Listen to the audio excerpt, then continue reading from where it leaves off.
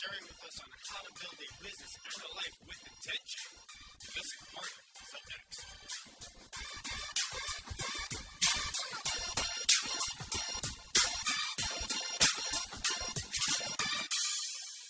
Hello, Jessica. Welcome to the call. How are you today?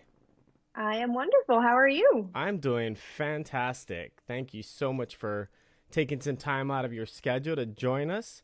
And so just to kind of give some context, let everybody know who you are, what you're working on, and how you got to where you are now, and your journey. Well, that's a long story. Well, my name is Jessica Barnak, and I am what I call an intentional business coach. I work with female entrepreneurs to find that sweet spot between vibration and mindset and solid action-oriented business strategy. I help them build 6- and 7-figure businesses in the online space. So I actually have been an entrepreneur for 17 years. I think it's been about 17 years, and I've owned 3 very successful businesses. I started off as a children's photographer 17 years ago and grew very bored of that very quickly.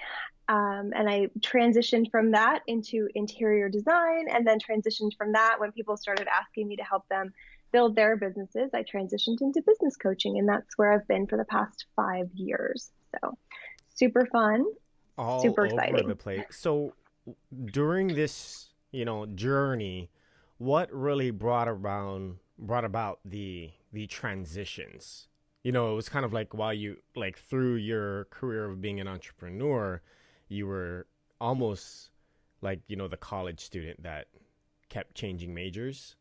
Mm-hmm. And mm-hmm. so how did through that evolution of changes, how did you learn from each transition? Because it was from children's photographer to business, Interiors. and now business. Yeah. Those are some, it's not even in the same ballpark. And so really what brought those different changes about?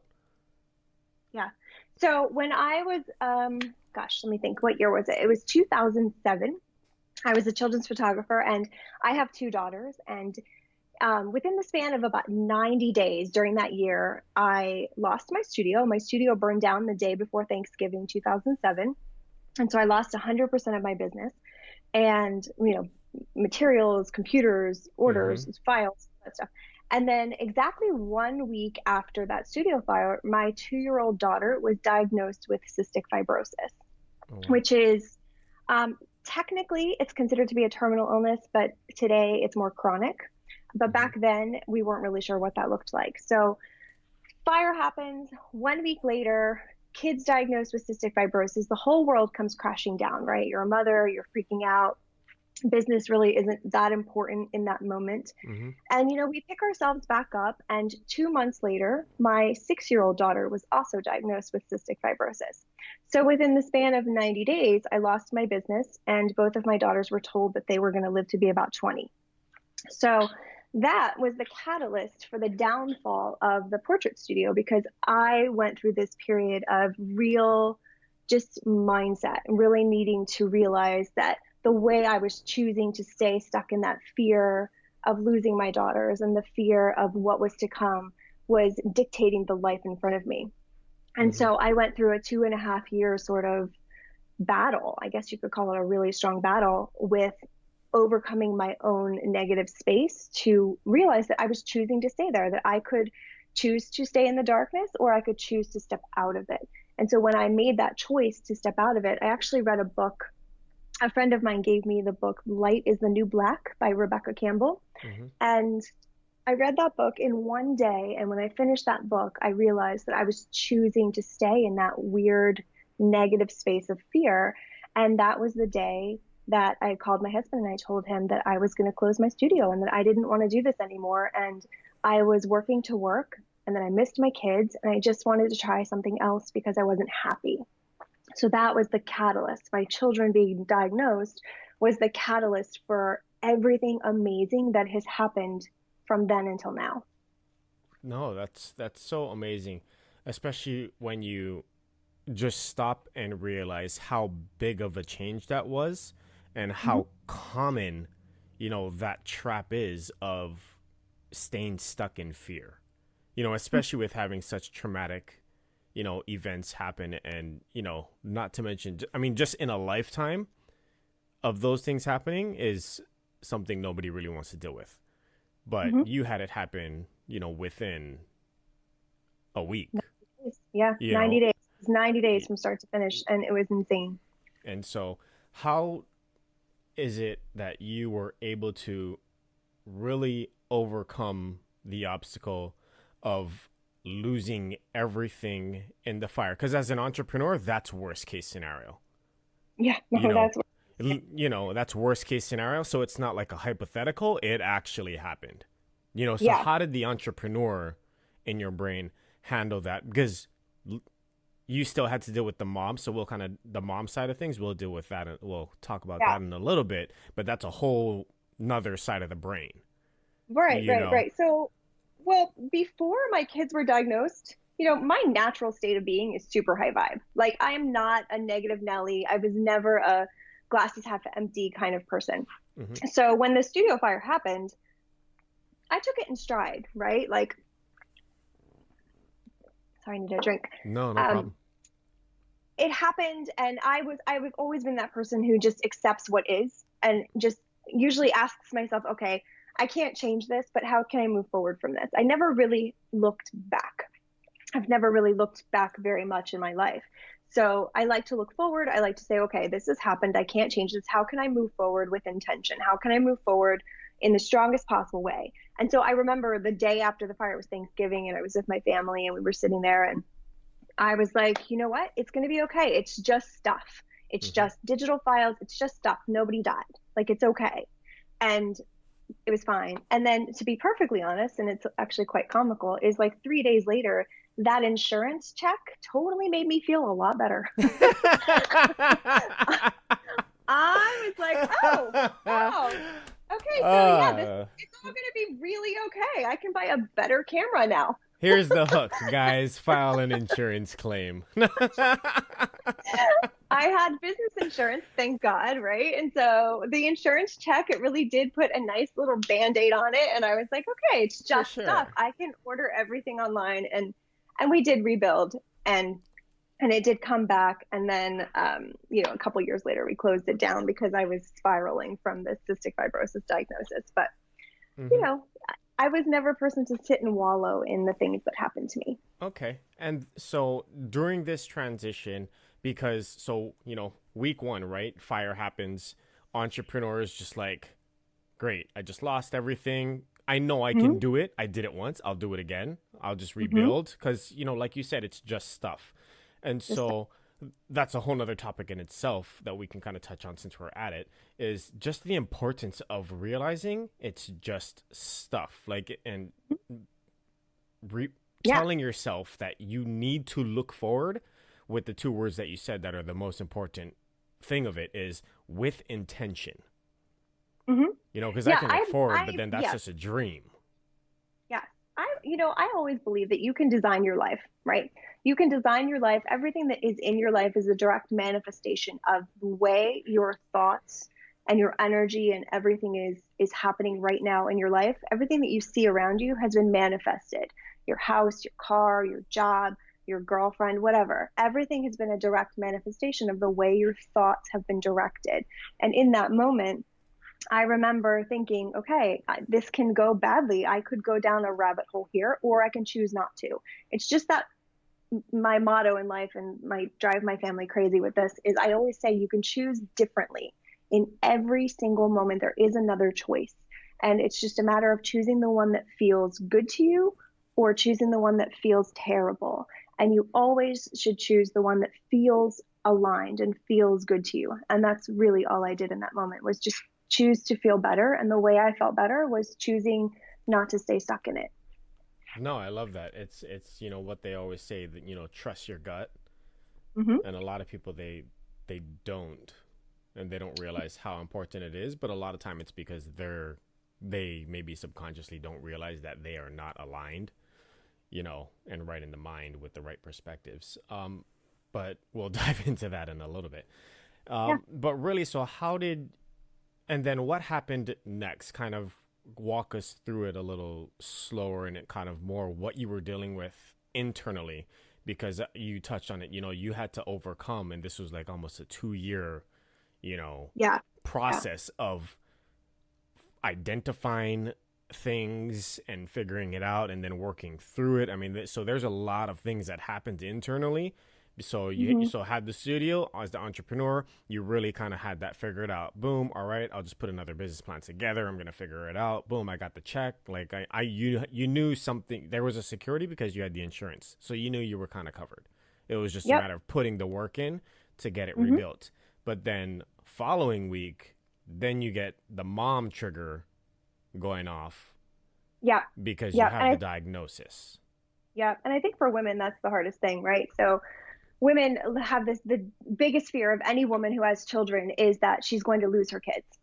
And so when a doctor tells you that you're going to lose your child, like at some point in your life, you're going to bury not one, but both of your children, it hits you just, it's like a knife to the gut. Hmm. It's very difficult to process. It's very downward spiral because you get stuck in that fear of when are they going to get sick? And then you start panicking over every little cough, every little treatment, every little everything. And it keeps you perpetuating in that feeling of fear. And then you throw in the outside forces of the people around you who are trying to help you, but they're actually hurting you. People who would send me articles about the life expectancy of someone with CF, or an article about a CF kid who had died. Like, they Hmm. were trying to support me, but in the end, it ended up perpetuating that feeling of grief. I was grieving before something actually happened to them. I was Hmm. grieving for what was to come. And it's a very, very difficult swimming pool to get out of. And so I think, as with everything, every disease, every grief runs its cycle. And mine just happened to be a couple years long. And you just hit a wall. And I hit that wall of, I wasn't happy. I felt terrible. My body felt terrible. I was skinny. I wasn't eating right. I was drinking too much coffee. Everything about me said I wasn't healthy. And it just wasn't normal for who I was as a human being. My whole life, I've been this high vibe, high energy person. And in that moment, I was nothing of myself. And I don't know if it was my intuition that told me. It was literally that book, Light is the New Black. Something told me to pick it up and cancel all of my plans for the day and read it. And I'm really thankful to this day that I did, because listening to that intuitive moment led me to realize that everything I felt was a choice and I could choose differently. And so I did. And that's exactly who I am. I'm very much like you. And just when I decide to do something, that's it. It's just done. There's no other there's no plan B. There's no backup plan. You just do it and jump off the fence. It's not a if, it's just a how. How am I gonna do it? I don't know how to do. Well, I'll figure it out. There's videos everywhere. Right. It's that, with like people have money mindset, they'll say things like, I don't have the money for that.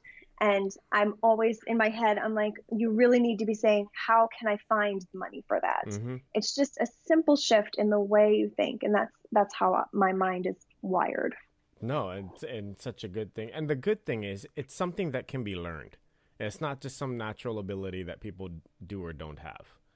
No, yeah, It's absolutely. like a muscle. Like you Hmm. have it in you. You had it when you were a kid. You just need to start working on Choose. it. Yeah, it's just a matter of consistently choosing a different thought, recognizing when you're having one thought and choosing the better thought, the one that feels better to you. Hmm. I don't know if you follow Abraham Hicks at all, but Abraham always says that you can you can choose the thing that feels bad, or you can choose the thing that feels good and make progress towards your goals. It's your choice. There's always a choice. No, I love that. That's so good. And then, so kind of just to really wrap up that part of it, when you were dealing with that, with the kids getting diagnosed and all of that stuff, did you ever fall into that trap of the over coddling? I mean, because that's a traumatic thing. Like you said, as a mother, like you had worst case scenario happen to you as an entrepreneur. Now you're having worst case scenario happen to you as a mother, where You, like you're you not know even what? stuck with the like here's when it's gonna happen. It's just like it's just an open question mark. Yeah. So no, I didn't. And here's why. Because that is not how I was raised. I was never coddled ever. And And I kind of wish I was, but I wasn't. No, no, don't even put that out there. Like, no, we don't do these eighth place We don't do trophies that, and all right? of that No, nonsense. no, no. No, I never did coddle my children, and I think it's because somewhere deep inside of me, I knew that it was going to be okay. Somewhere under the dark, dark feelings, I knew that I was not going to lose my children, that I knew it was going to be okay.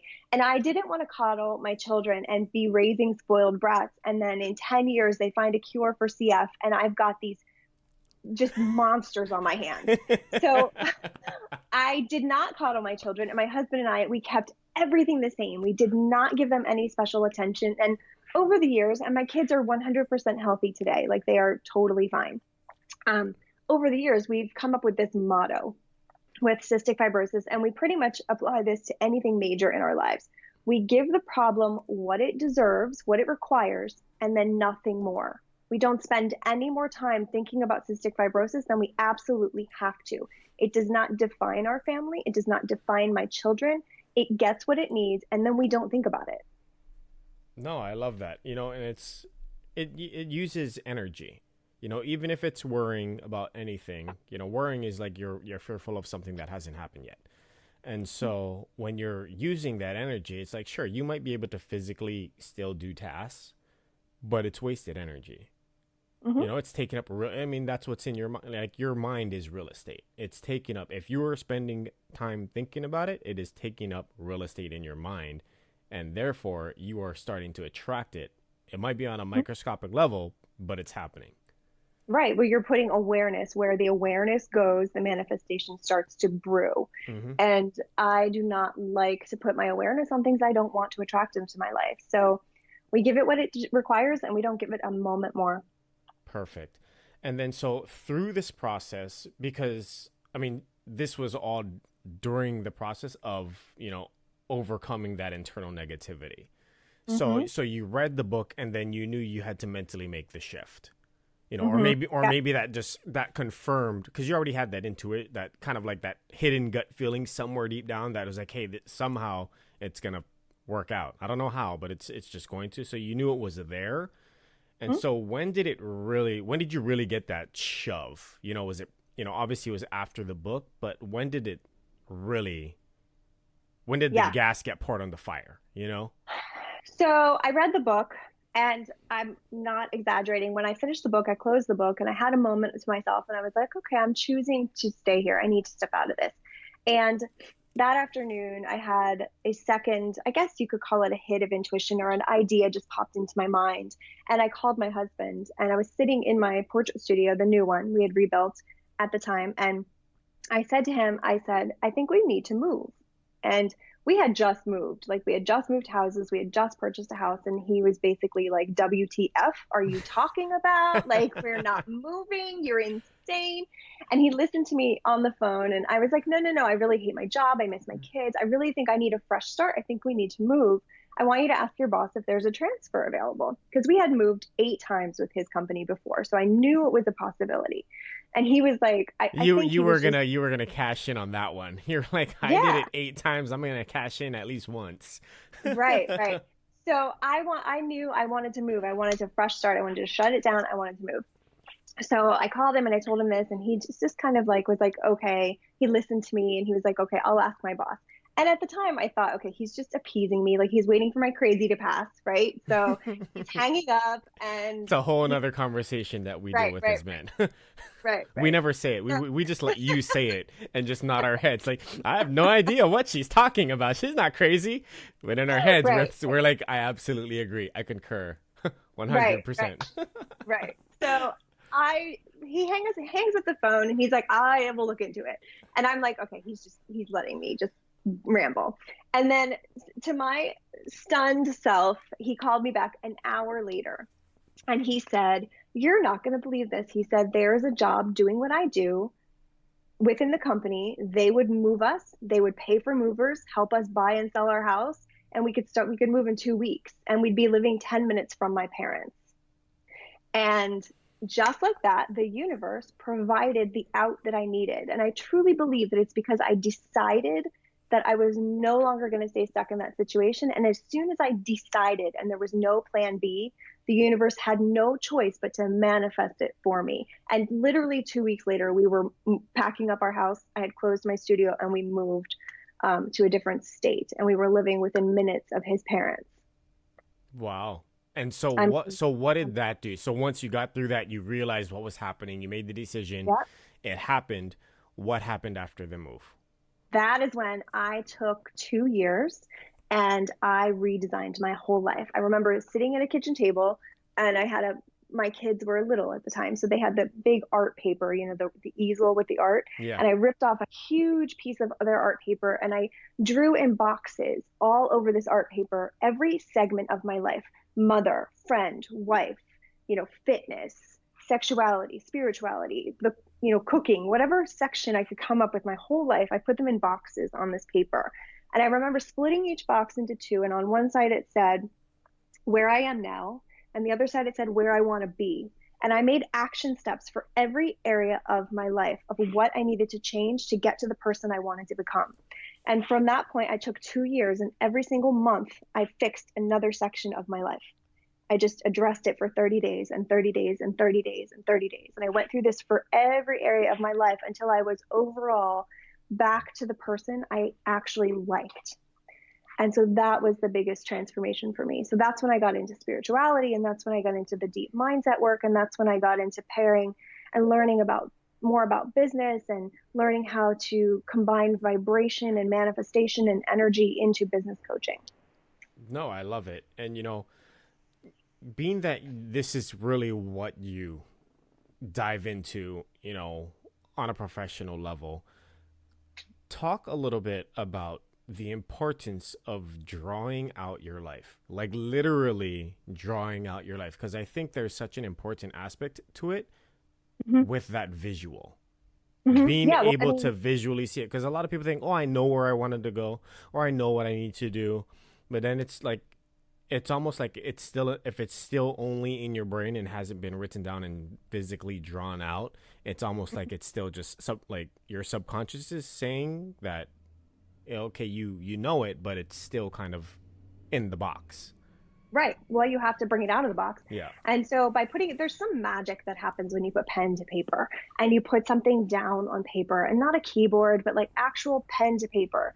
And what it does is it just brings the awareness to what you want to change. So by mapping out, just even if you pick one segment of your life and you're like, okay, I want to change this part of my life, and you detail all the things that you need to shift in that area, just in the process of detailing that onto the paper, you are bringing all of your vibrational awareness to that picture. And as you write it down on the paper, you're seeing it in your mind and you're visualizing it. And the universe can't tell the difference between a visualization and something that's actually happening. So even when you visualize something, the universe is like, wow, okay, I need to bring that into reality because it's reality. I need to move everything to make that happen. So when you spend time detailing it and really spending your awareness on it, you're bringing the energy into the thing you want to manifest and change into your life. And that's why I broke my life into segments, and I focused for 30 days. I would focus on, my fitness. I was focusing on every day, visualizing, okay, what does my body look like when I'm at my peak performance? What's it look like when I'm at my class? And how do I feel when I have more energy? And how do my clothes fit? I spent time visualizing and putting the energy on the thing I wanted to bring into my life instead of the thing I didn't want. And that's the biggest mistake people make, is they focus on what they don't want, and they end up attracting more of what they don't want. And that's the largest mistake they make. Yeah, and it's so easy to fall into it because we're socially conditioned. It's so common that we don't even realize that we're training ourselves to do that. And so what really do you say? Because I'm sure when you start talking to people, they may be open to it, they may not be open to it. I'm pretty sure you've had to work with people all across the board. But what do you say to that person that's, when you say, hey, you need to visualize it, you need to put yourself in this situation, you need to feel it, you need like, oh, I do feel it. Like, no, you need to feel it. Like, you need to have an emotional reaction to it, as, it needs to have already happened in your head. And then like that's how you think about like Tony Robbins, like that's how he said he starts his day that way. He spends half an hour or whatever it is, like literally just in a gratitude like feeling the gratitude of a situation, like the feeling of it, and really priming and triggering it, and I think Yeah. some people, they're like, oh, that's weird and stuff like that. So what do you say when they're apprehensive to it? How do you break down that wall and Yeah. that barrier?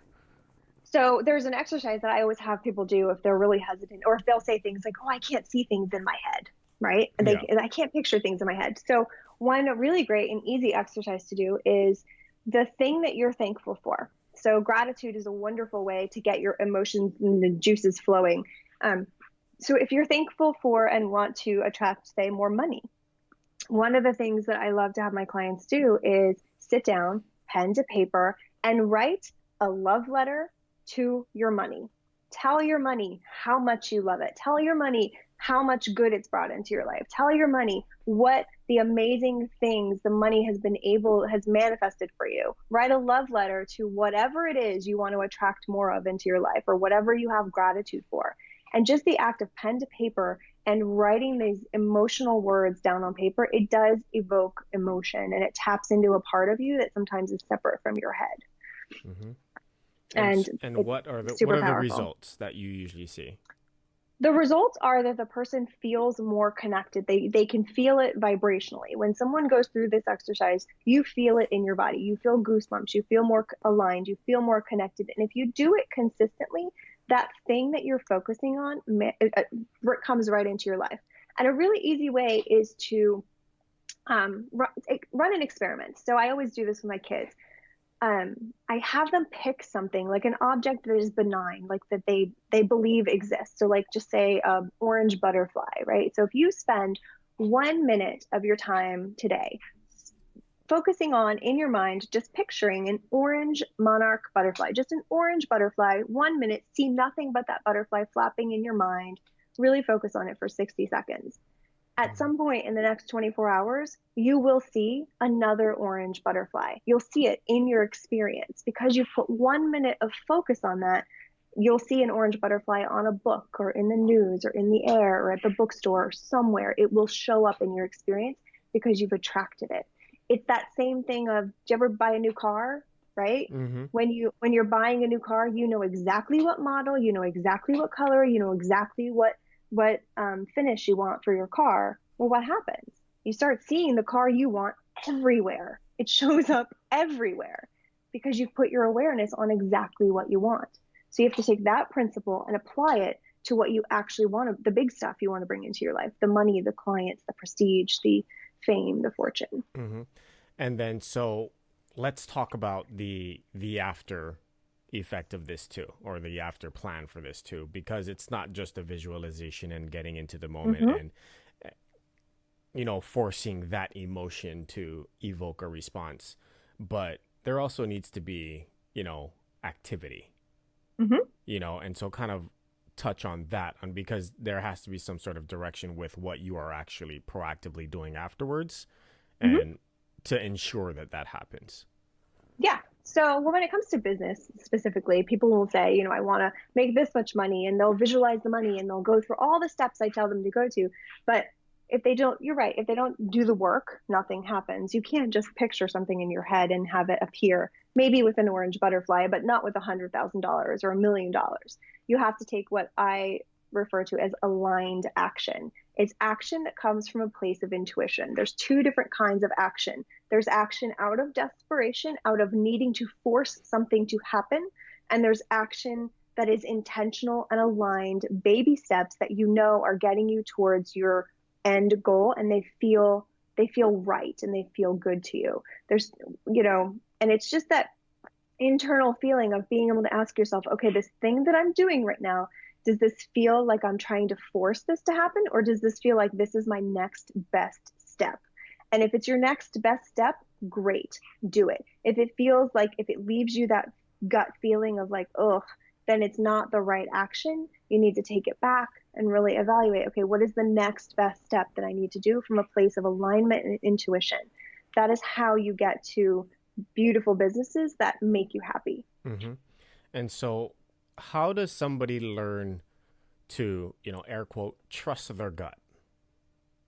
They have to quiet their mind. So the thoughts that we have in our mind, that we're always thinking thoughts. Our minds are always going crazy, and there's all kinds of resistance. And I call these the yeah but statements. You'll say you want something, but then your mind is following that with a yeah but. I want to make $1 million, and then in the recesses of your mind, you're thinking, yeah, but that's really hard, or yeah, but I'd have to get this many clients, or yeah, but I don't know how I'm going to do that. Those thoughts are clogging your pipes. Those thoughts are blocking your intuition. So it's your job to find a way to shut down your thoughts. And meditation, of course, is an amazing way to do this, but it's not the only way. I find that I can hear my intuition, and I get those hits of brilliant ideas when I'm on a treadmill. Like when I'm exercising, Mm-hmm. I'm so focused on the workout that my intuition is like, yes, I can get to you. Like I can come through. You finally You're also shut literally up. physically running. You're like, Right, I'm right. gonna get there. Right. But like sometimes your intuition's like, would you just shut up so I can speak? Uh-huh. and and so exercise is an amazing way to do it. Meditation. Most people, believe it or not, have really amazing ideas when they are driving on the highway and they're listening to their favorite song and they're just driving. That is when the best ideas come, because you're shutting down the resistance. You're shutting down those statements. And so whether you call it intuition or that great idea or that gut instinct, you have them when you're not stressing, when you're not focused on what's not going right and what you don't want in your life. You have them in those moments of neutral, and the only job is to get to the moment of neutral. Perfect. And really, I think it's just people. It's almost like I mean, it's social conditioning, but because it's like the busier you are and the busier you can make yourself, then the more air quote successful you've become. No, And and it's such a lie, because and that's a US thing, mm-hmm, because when you go to other countries, they're all about taking holidays and going on mm-hmm, trips and experiencing the world, and they're like, corporations are trying to find ways for their employees to still get paid the same but be able to work less.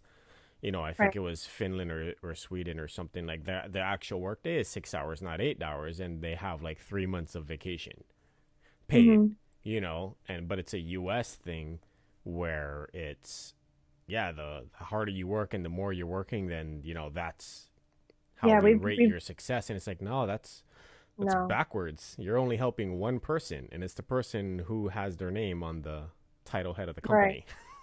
Yeah, we've really glorified And the he's on hustle. vacation. Yeah, exactly. He's on an island somewhere and you're hustling. We've really, even for entrepreneurs, we've glorified the hustle. We've Hmm. glorified the word busy, and we've made it like a badge of honor instead of something that should be avoided. One of the first mindset shifts I make with my clients is I will say to them, you are not busy. Shift the word busy to the word abundant. Instead of saying to someone, I am so busy this week, just say, my schedule is really abundant. It just feels different, right? It feels vibrationally like a choice. Busy feels like something you've been forced into. Abundance feels like something you're choosing. And so when you shift your mindset to abundance, you choose differently what that abundance is built of. And Yeah, I feel like more people absolutely. need to make that shift, because we really are glorifying the word busy, and it's very frustrating. It is. And really, so what are you seeing as some of the easiest trap, especially for entrepreneurs, because those are the people that you help, with being stuck in a scarcity mindset? Because I think that's some of the big drivers. It's a great driver, is the fear of loss and and scarcity, but the abundance mindset is just as effective, if not more effective. But Hmm. you have to know how to use it. Yeah, well, it's that shift I talked about earlier. It's that shift of, instead of saying, I don't have this, or I don't have enough of this, or I'll never have this, it's shifting the Hmm. question to, instead of I don't have this, how can I have this? It's a very simple mindset shift. And it's just one that, mindset is one of those things that you just have to pay attention to, and you just have to really notice, where are my thoughts right now? And I do this with my daughters. when they were learning how to be more intentional with their mindset, I had them set an alarm on their phone every single hour of a waking day. And the alarm would say, check your thoughts. And when the alarm went off, I would say to them, well, what are you thinking about right now? And like my daughter would be like, I was thinking about that match I had in tennis and I'd made this mistake. And I'm like, okay, is that a thought that feels good and abundant to you or not? And she would be like, not. I'm like, well, how can we change that? Like you have to start noticing your thoughts and changing it to how can I instead of I don't have, and avoiding words like I should. You don't have to do anything. You can choose to do things. So it's just tiny little tweaks like that and being aware of your thoughts. That's so true. And, one of the big things that, what we were talking about before the call is, consumption. And so what are you consuming? What are you allowing to affect the way that you think and the way that you see things? Because whatever you're consuming is going to be, the filter of your perspective. Oh my gosh, absolutely. It's going to play into it, whether you think it is or not. And so, I mean, how are you seeing social media? Because for I always say the internet is neutral. There's good stuff out there. There's bad stuff out there. What are you using it and how are you using it to either propel you towards your goal or pull you away from it by distracting you with what Kim Kardashian did next? So, yes, seriously. So personally, I do a couple things. I don't watch the news ever. I never turn it on. I found out this morning that the Notre Dame was burning, and it was 24 hours ago. Yeah. I don't go on Facebook and scroll the news feed. I go on Facebook to my group that I run for entrepreneurs, and that is it. That's the only place I go. Instagram is a beautiful platform because you can curate it to be exactly what you want to see. There's nothing that I really don't want to see on Instagram. So I am super careful to start my day with no news. I don't read Yahoo. I don't go anywhere where the negativity can enter my mind. I start my day typically with TED Talks. I have the TED app on my phone, and I'll sit there over coffee in the morning and just watch TED Talks, or I'll listen to Abraham Hicks on YouTube, or I put something of growth in my mind from the very beginning of my day. And more people need to do that. They need to pay attention to the music. Like you'll listen to the radio in your car, and certain types of music really key me up, and they make me feel, they just make you feel aggressive, or they make you feel anxious. Pay attention to what those things are and don't listen to them anymore. Choose differently. Make a different choice in that moment. So most of the time, believe it or not, there's a Spotify channel called Piano in the Background, and it's common, like popular songs that are played on the piano, acoustic with no lyrics. Oh, wow. And so that is what I listen to 95% of the time. Spotify Piano in the Background. It's a really good playlist. We better make sure that they, are signing you up as an affiliate if you're telling everybody. I'm driving traffic, people. Like you better Well, you're driving it to a good thing. I feel like more people need to pay attention to what they're listening to, right? Like I mean, it's so true. I mean, because you've learned this through process, and I think that's a lot of times what a lot of the people's setbacks are, is they don't want to deal with the process. They just want to be. They just want to go from the thought and of an idea to that conception becoming a reality, like in an instant. We're in the instant gratification world, and that's one of the biggest things that'll cripple somebody is thinking everything is just instantaneous.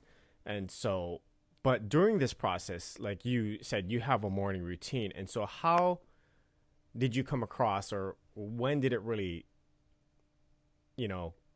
come to your realization that setting up and priming your morning really does have such a big effect on the rest of your day?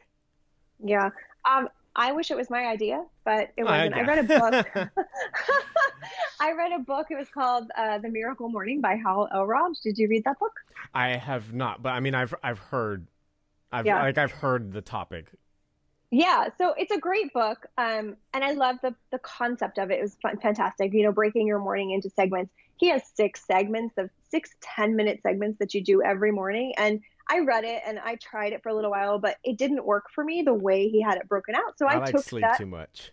Yeah, well, so I do wake up at 5 a.m. every day of the week, 7 days a week. And I get up at 5 and I usually meditate for 20 minutes. And then I come out of my meditation and I love to free write. I love to journal right out of my meditation. I'll write anything that came to me, in the moments of intuition from the meditation. So I'll do that.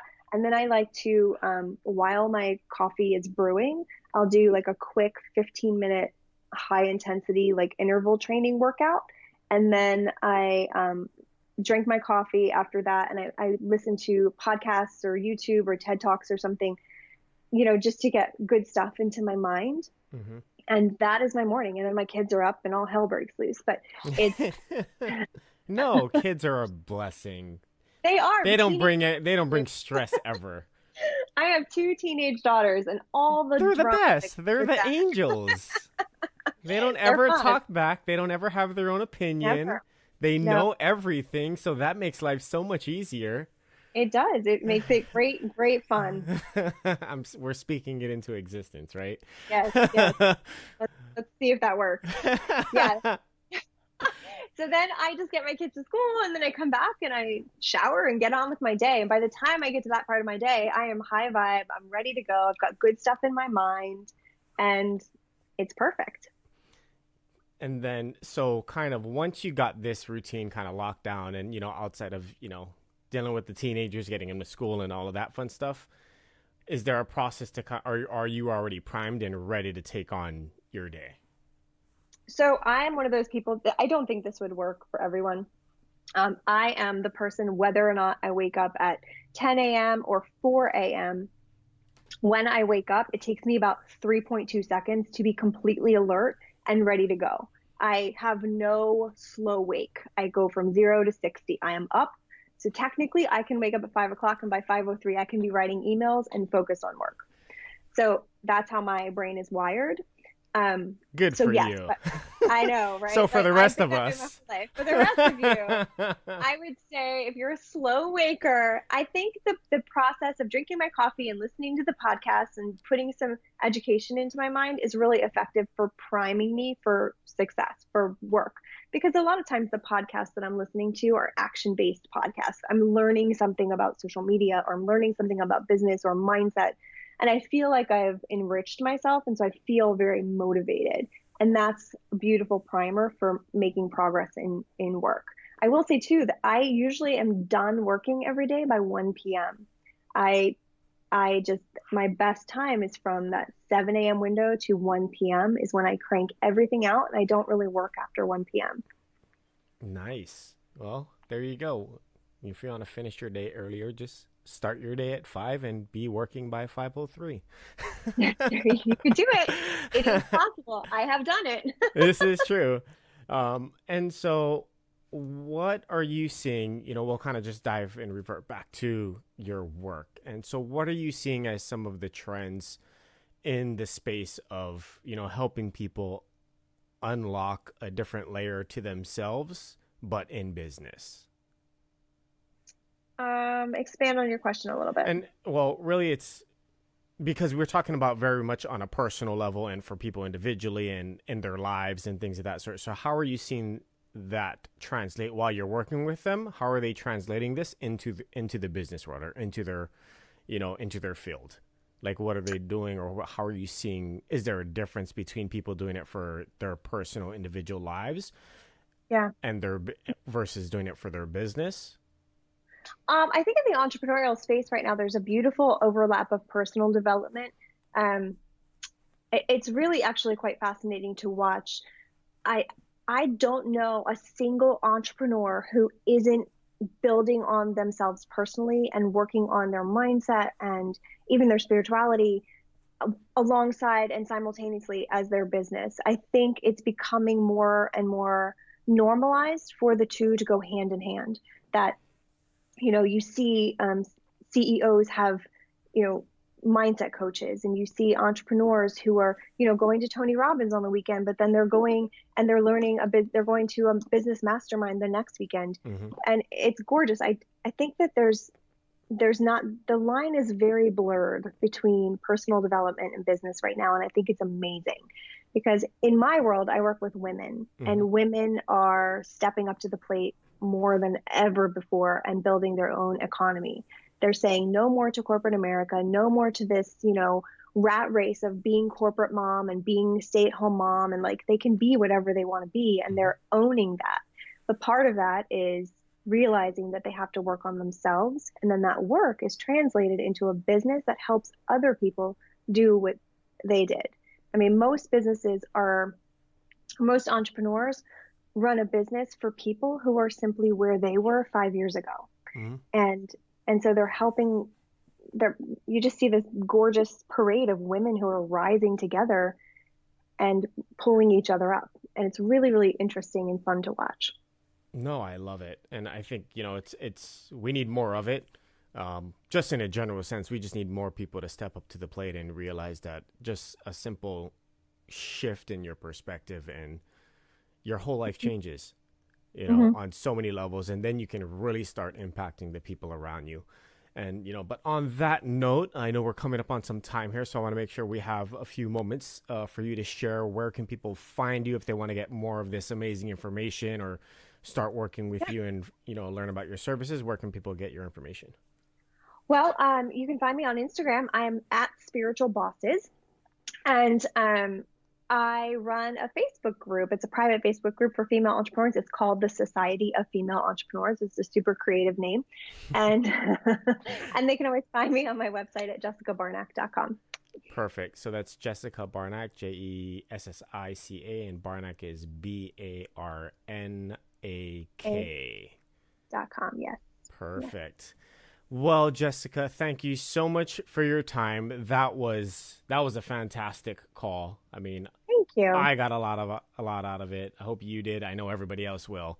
And I wish you the best of the luck. And, I look forward to having you back on, and hearing about more amazing things that you're doing. Well, thank you very much. It was very nice to be here. Thanks for having me. Thank you. You have a wonderful day. You too. Bye-bye. Hey, guys. Thank you for joining. I hope you enjoyed that episode of Blast Talks. Make sure you subscribe. Make sure you tell your friends too, because we got a lot more coming for you, and I know you're going to love it.